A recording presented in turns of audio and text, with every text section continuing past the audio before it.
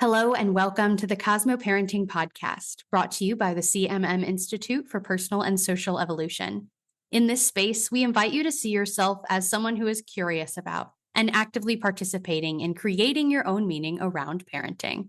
This is our Animate episode, where we offer some strategies to integrate into parenting so you can bring to life the things we talk about here on the podcast. Let's begin.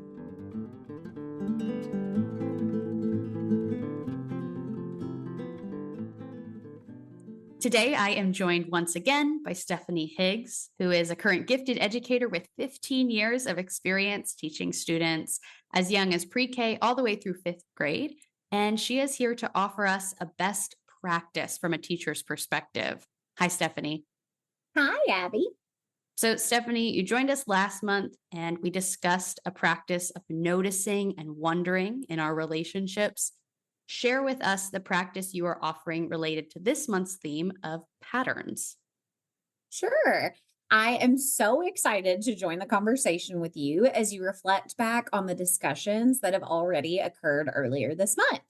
I'm going to share a simple strategy that I love using in the classroom when I'm working with children to think about goal setting, mindfulness, and envisioning a brighter future.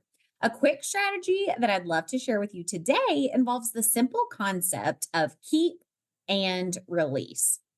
I invite caregivers to pose the question to themselves and any other family members to think about the patterns currently existing in your life that enhance or improve your situation that you would love to keep.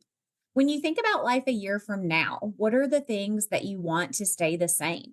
What patterns are enhancing or improving your current lived experience that you hope to keep consistent? Conversely, what patterns do you observe in your life as it stands today that you would love to release or to change? When you think about your life a year from now, where do you see patterns that are leading to negative outcomes? I invite you to apply this simple rule of thumb to your parenting toolbox as you think about goal setting, envisioning, and creating a mindful future. It's as simple as asking yourself, your children, your partner, or any other friends and family members what patterns in their life they want to keep and where they see patterns that they'd like to release. This concept of keeping and releasing is a question I love to think about in the new year, as we are in the early stages of kicking off this podcast series and thinking about how life looked previously and how we would want it to look at this time next year.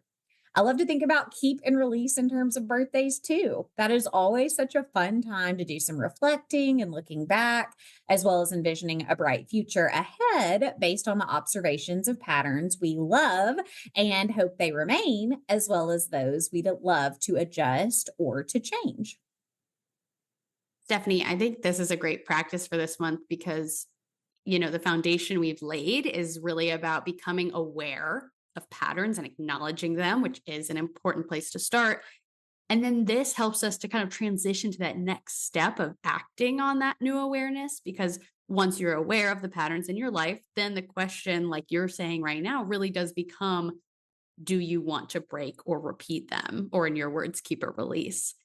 And I really do encourage people listening to embrace these practices from your classroom.